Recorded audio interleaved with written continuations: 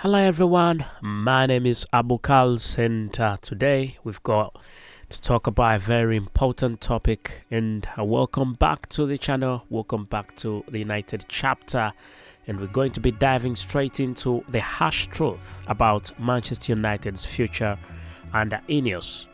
Once hailed as potential saviors of the club Manchester United, INEOS and Sir Jim Ratcliffe are now under intense scrutiny for their handling of the club since the potential takeover. Are they setting Manchester United up for long-term success, or are they actually steering the ship towards disaster?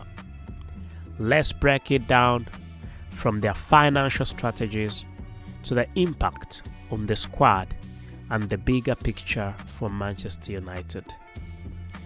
So, let's get the party started. We know that the financial chaos is something to look into, and let's start with the financial side of things. We know that when INEOS acquired a 25% stake in Manchester United, fans were hopeful this would mark the beginning of the end of an era, talking about the Glazer era. But instead of a full-scale revolution, what we've seen so far is a patchwork approach that's left the club in a precocious position. And according to The Sun, United has posted staggering losses of 312.9 million over the past 3 years, putting them dangerously close to breaching profit and sustainability rules. You'd expect a company as resourceful as INEOS to inject the necessary funds to stabilize the club, but instead we've seen cost-cutting measures across the board, from slashing ambassador salaries to scaling back on academy investments. INEOS seems more focused on balancing the books than building a world-class football team. While financial discipline is important, this approach raises the question, at what cost? If investment dries up, so does the ability to compete at the highest level. And that's exactly where Manchester United seems to be heading to. Having talked about that, we need to talk about squad management and also transfer failures, ladies and gentlemen. Now, let's talk about the squad management. We know that Manchester United's performances on the pitch have been a shadow of what fans expect from one of the biggest clubs in the world. So the January transfer window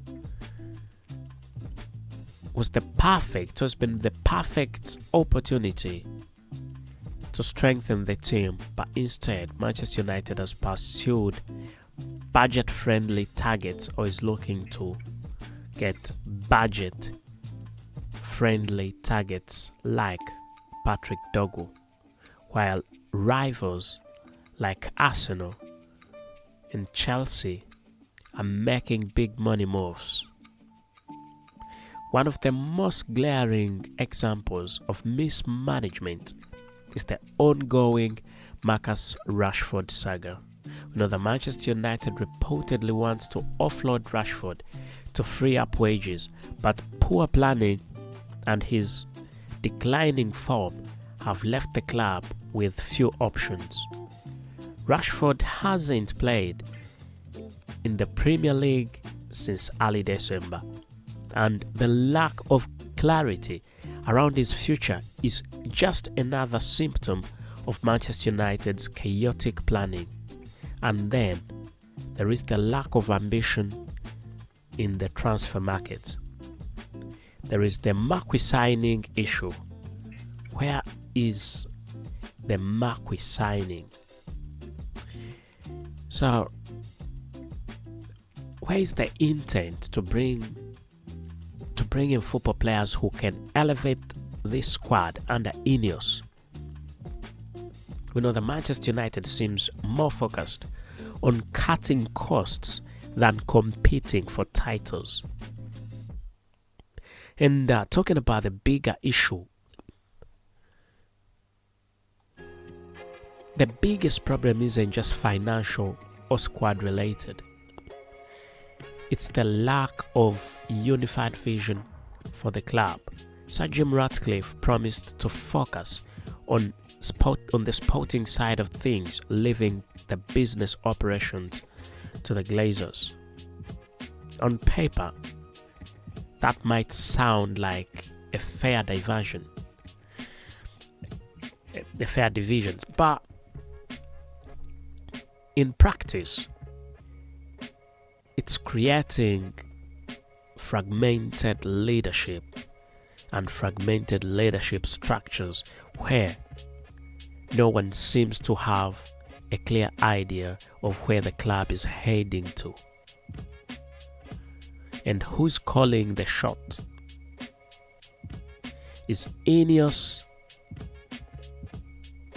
Is it INEOS or is it the Glazers? Is it Ruben Amorim? This lack of clarity is very disastrous for the club, Manchester United, and the club that needs strong leadership to rebuild. So without a cohesive strategy, Manchester United risks falling further behind its rivals, not just in England, but across Europe. So what does this mean for Manchester United? Here is the harsh reality. We know that Manchester United is in danger of becoming irrelevant. The club's rich history and massive fan base mean nothing if the current leadership fails to address the correct and the core issues.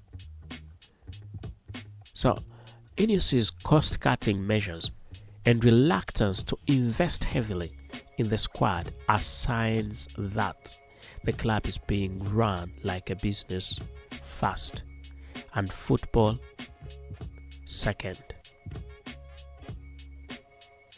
So this is a club that used to dominate Europe, and now it's struggling to make top four finish. To make a top four finish is quite hard for Manchester United in the Premier League.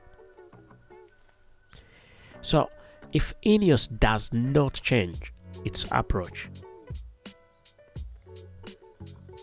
if they do not inject funds, invest in the squad, and provide a clear direction, Manchester United's decline will continue and the damage might become irreversible, ladies and gentlemen. So, Manchester United fans, what do you think about INEOS? And what do you think about INEOS's impact on the club, Manchester United?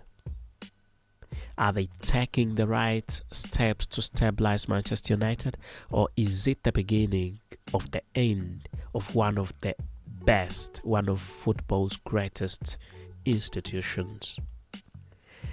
Let me know your thoughts in the comments below. As always, do not forget to like, subscribe, and hit the notification bell for more in-depth and also football stories. The biggest there is can always be broken down right about here at the United chapter. And I must say,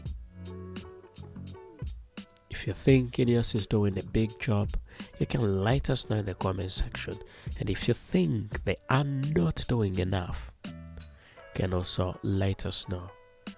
Very many people were disappointed by them getting a partial involvement, as Manchester United fans wanted the Glazers out of the club 100%. Anyway, you can make your thoughts known in the comment section. This is Abu KALS signing off right about here. See you in the next one.